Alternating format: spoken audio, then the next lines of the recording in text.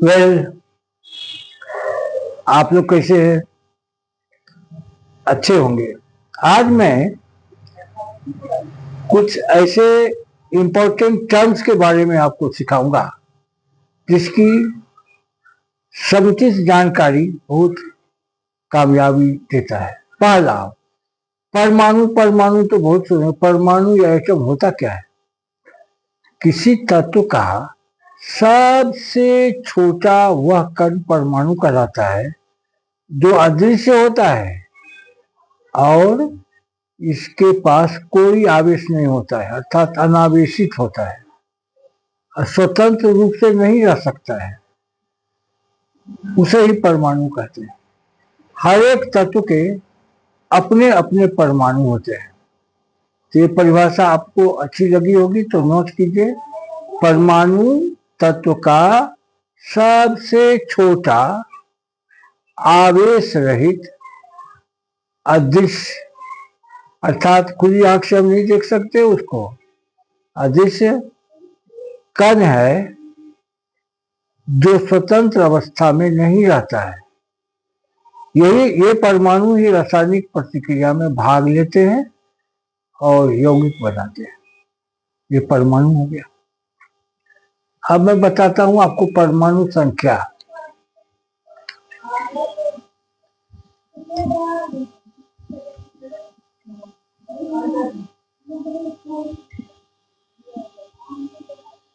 इसको कहते हैं एटॉमिक नंबर।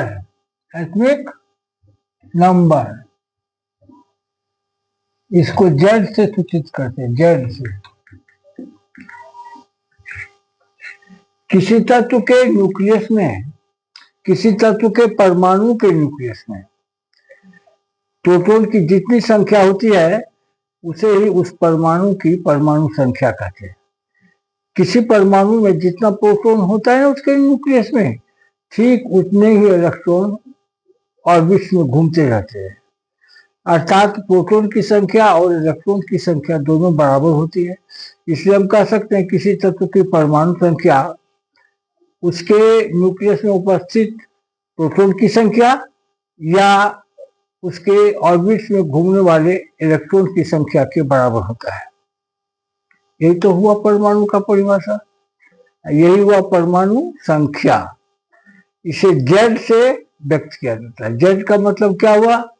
न्यूक्लियस में उपस्थित प्रोटॉन की संख्या बराबर ऑर्बिट्स में चक्कर लगाने वाले इलेक्ट्रॉन की संख्या।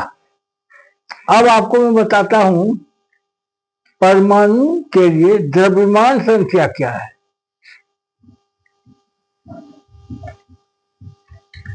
परमाणु की द्रव्यमान संख्या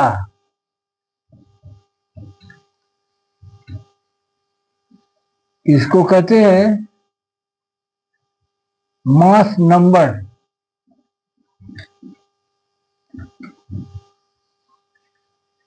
किसी परमाणु के न्यूक्लियस में, नाभिक में जितने प्रोटॉन और न्यूट्रॉन रहते हैं उसके योगफल को हम लोग उस तत्व की द्रव्यमान संख्या कहते हैं। अर्थात द्रव्यमान संख्या बराबर क्या होता है? न्यूक्लियस में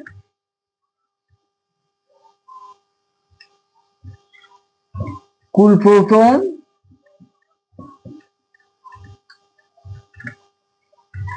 और न्यूक्लियस में और ऑर्बिट्स में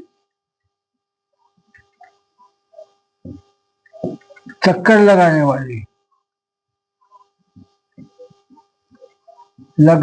वाले इलेक्ट्रॉन की संख्या। हो गया? ये तो द्रव्यमान संख्या हो। और परमाणु द्रव्यमान क्या होता है?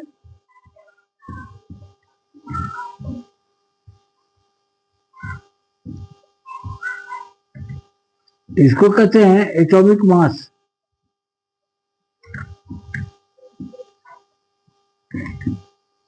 ऐसे तो किसी भी वस्तु का द्रव्यमान उसके अवयवी पदार्थों के द्रव्यमानों के योगफल को कहते हैं।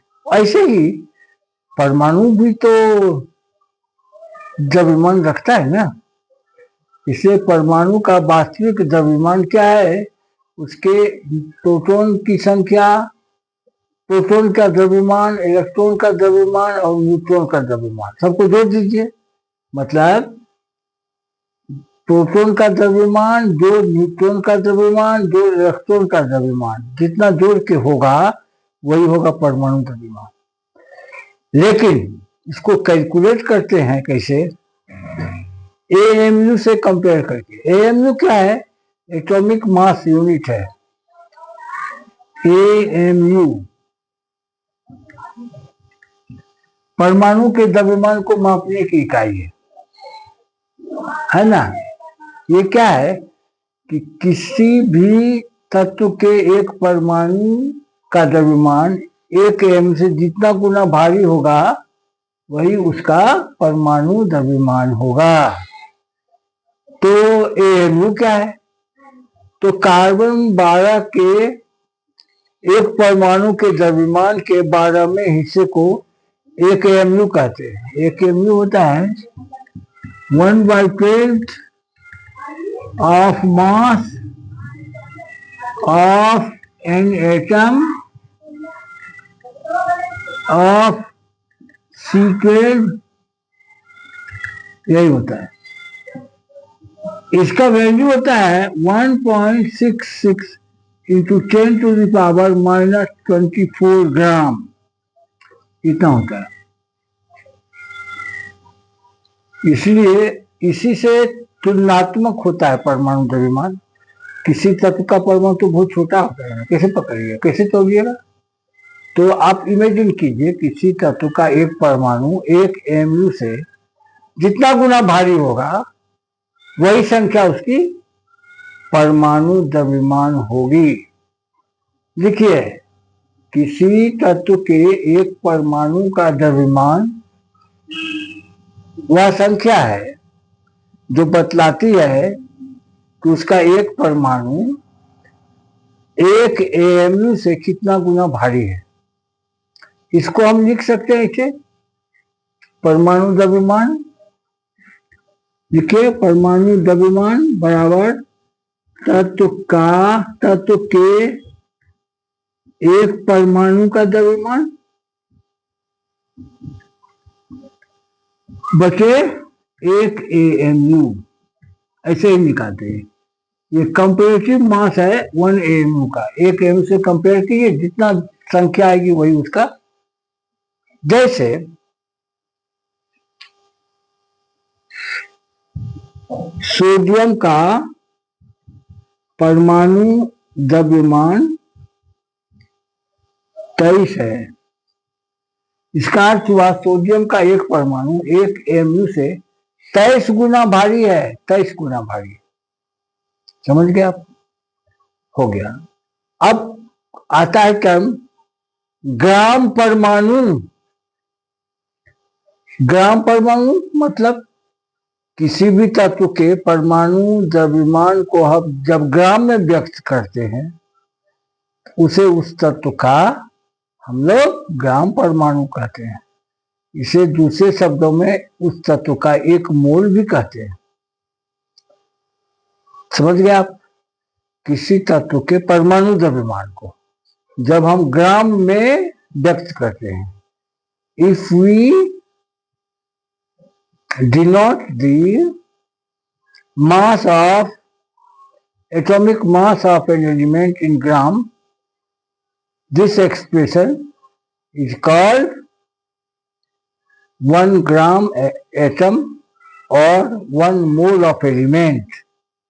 हर एक तत्व का जो परमाणु होता है, आप तो समझ गए, उसका परमाणु द्रव्यमान तो अलग अलग होगा ना। तो उसी को जब ग्राम में हम व्यक्त करते हैं, जितना परमाणु द्रव्यमान वही उतना ग्राम, उसी को हम कहते हैं उस तत्व का 1 ग्राम परमाणु या 1 मोल तत्व। क्लियर? अब इसी तरह से होता है अणु के बारे में भी। अणु द्रव्यमान क्या है? आप तो जानते हैं अणु तत्वों के संयोग, तत्वों के परमाणुओं के संयोग से बनते हैं।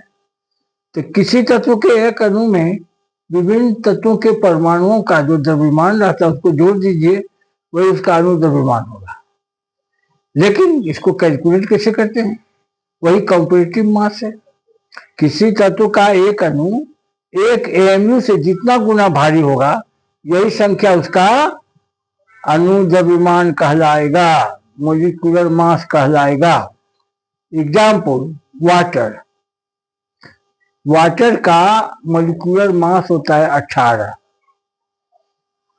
क्यों? वाटर के एक मॉलिक्यूल का द्रव्यमान एक एएमयू से 18 गुना भारी होता है, इसीलिए उसका अणु द्रव्यमान क्या हुआ? 18, 18। अब ग्राम अणु क्या है? जैसे ग्राम परमाणु आपने पढ़ा, वैसे ही ग्राम अणु भी होता है। किसी यौगिक के अणु द्रव्यमान को जब ग्राम में एक्सप्रेस करते हैं तो वही उसका ग्राम अणु द्रव्यमान होता है। उसी को उस यौगिक का एक मोल कहते हैं। समझ गए? अब मोल की विस्तृत चर्चा कल होगी। That's all.